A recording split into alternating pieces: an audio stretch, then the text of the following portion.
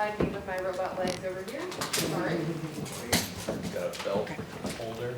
Oh, this is also new. Yeah. Here you go, Kris, over here. Kris, can you kind of describe like your last year or so and the recovery and the timetable and how everything went from surgery to today? I would say the timetable went about as expected. I think a lot of people were, I had mentioned that it was 6 to 8 months of a recovery, but people were forgetting that it was 6 to 8 months post-op. But it's a very long process. It takes a long time for these types of injuries to heal, but it gives you a lot of time to mentally prepare to come back and do something as crazy as this. So a lot of ups and downs on a recovery like this, a lot of self-doubt, and but then sometimes you get moments like this, nights like tonight, and it makes it all worth it.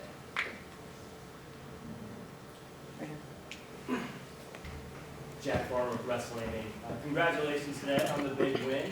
As mentioned, you had an interesting year coming up to this. Are you a little worried that now that you've won the championship, you're going 0 to 100 right away with this win? Maybe, but also with the type of preparation that I've done, I was very quiet about this one around. And if you guys had only seen the things that I've been doing leading up to today, you would be like, oh, she's been ready for this. And I know I kept it under wraps, but I just really wanted this, my return to be a very special moment, not just for me, but for everybody else. So it is kind of just jumping right off to the deep end, but I wouldn't do it if I didn't feel prepared for it. Hey, Amy and Minnie with WrestleJoy. First, welcome back, Kris.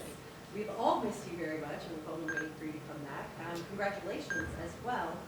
My question to you is, Jade Cargill has been on an undefeated streak as the TBS champion, the sole TBS champion since the championship was announced. I'd love to know how you see your reign as TBS champion, how that might be different from Jade's, or how you would like to represent the division and the brand as champion. Thank you. I would say,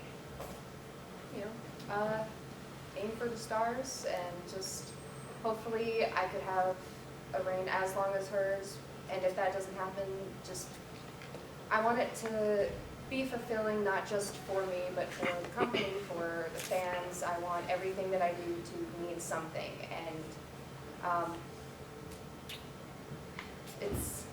I don't want to say it's been a long time coming, but I had to blow out 2 knees to get here. And a lot of times in recovering from injuries like that and just seeing a lot of people thinking that ACL tears are a death sentence to a career, but not knowing that they aren't anymore, it gets to you. And I've said a lot of self-doubt a lot of times, but I'm going to not only prove to everyone that I do deserve to be a champion, but I'm going to also take the time to prove to myself that I deserve to be one.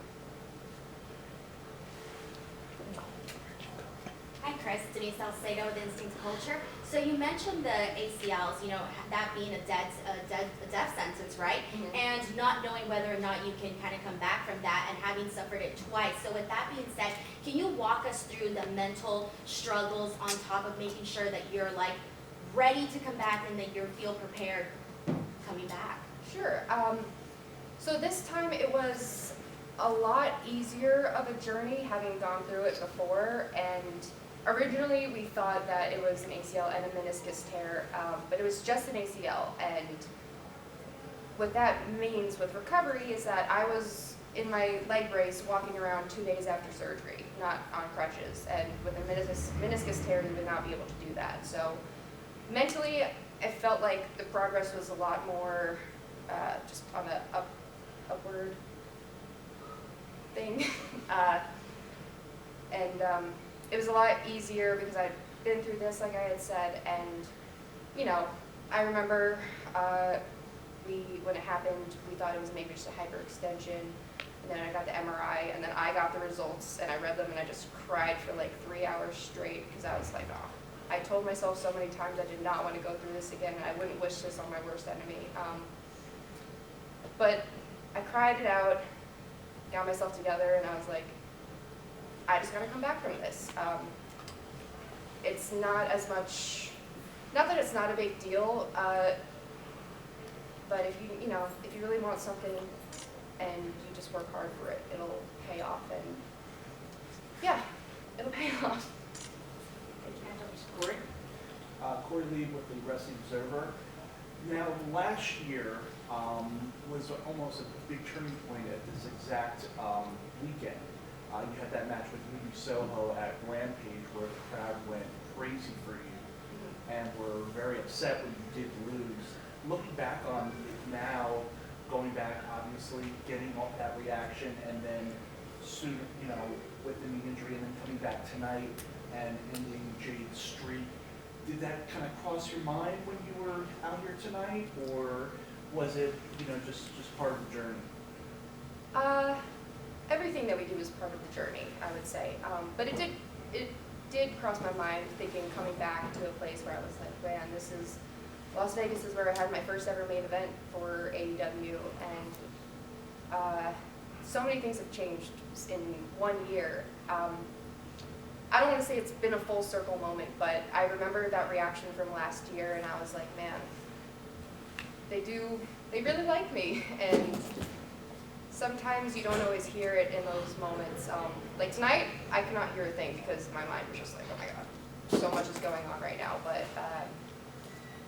when I get to watching it back, I'm very in the moment when I'm in the moment, and then I'll look back on things and be like, wow, you guys are very good to me. So thank you everyone that's here. Here we go. Jamal Cotton, Raven Nation Radio. You are now the 1-60-1. Would you want that rematch immediately with Jade, or does she got to work her way back up to get another shot?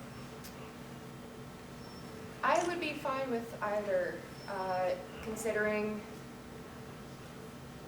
I kind of just had my shot tonight, even though it was her second match. But she put the challenge out, and I was the one ready to answer it, and overcame it. If she wants the rematch right away, I'm back better than ever, ready to go. If she wants to take some time off and regroup, also acceptable. I'm all for anybody coming up and getting a shot at the title whenever they're ready. 2 more questions right here in front.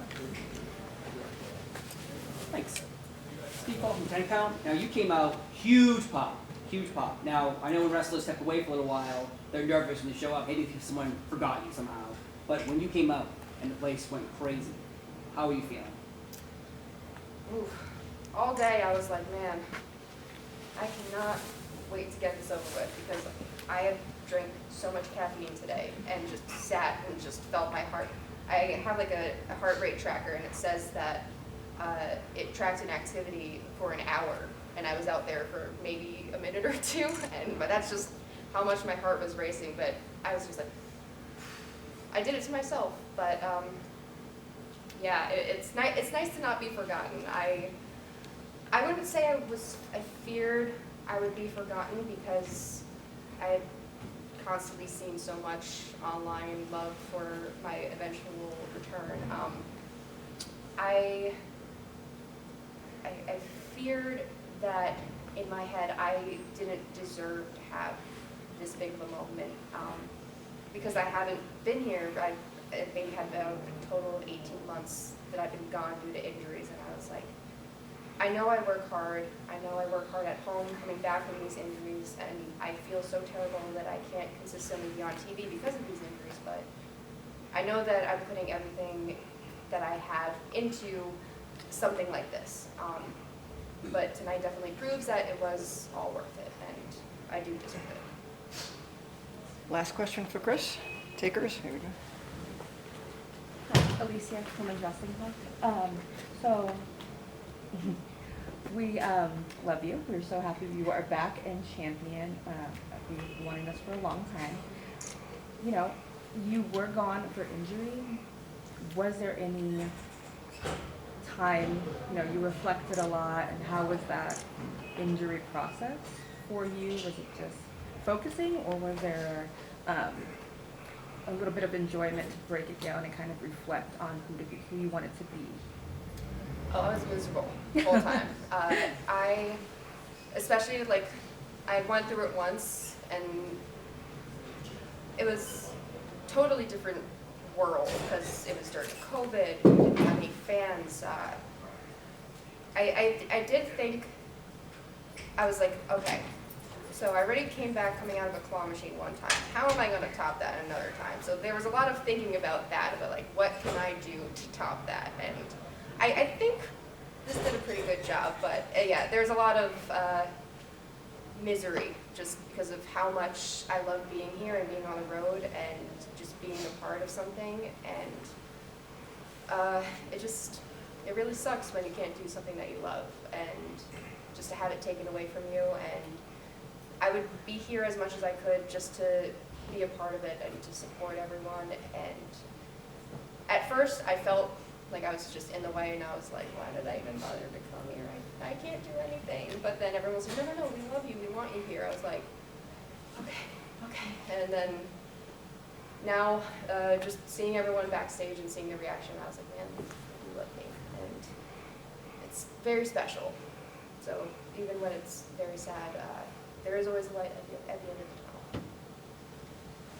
Thank you, Kris. Thank you. Thank you so much.